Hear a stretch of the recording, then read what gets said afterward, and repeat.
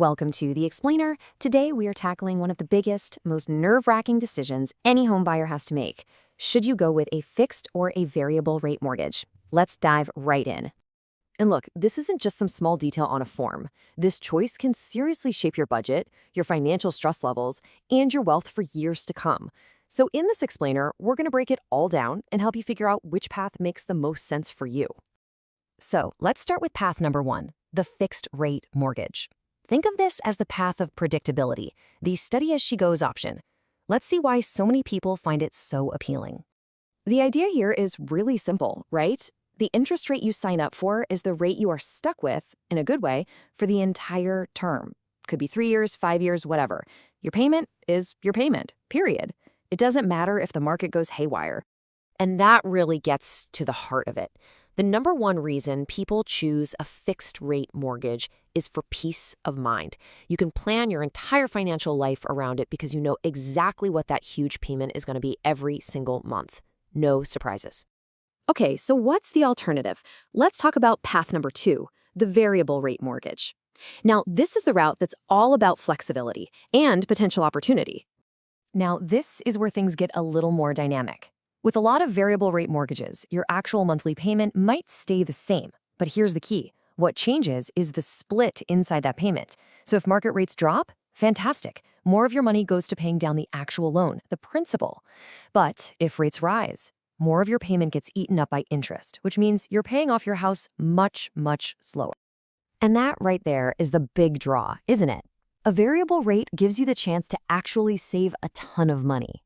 If interest rates fall, you come out way ahead. Plus, you've got this great little safety net.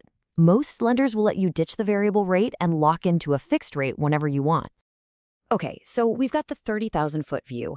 Now, let's get our hands dirty and really dig into the good, the bad, and the ugly of the fixed path.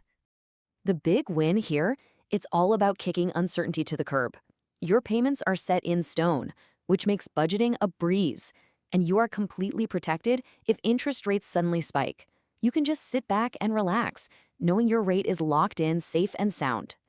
But, of course, that kind of certainty comes with a price tag. Fixed rates usually start out higher than variable ones. And if market rates take a nosedive, well, you're stuck watching from the sidelines, missing out on all those savings.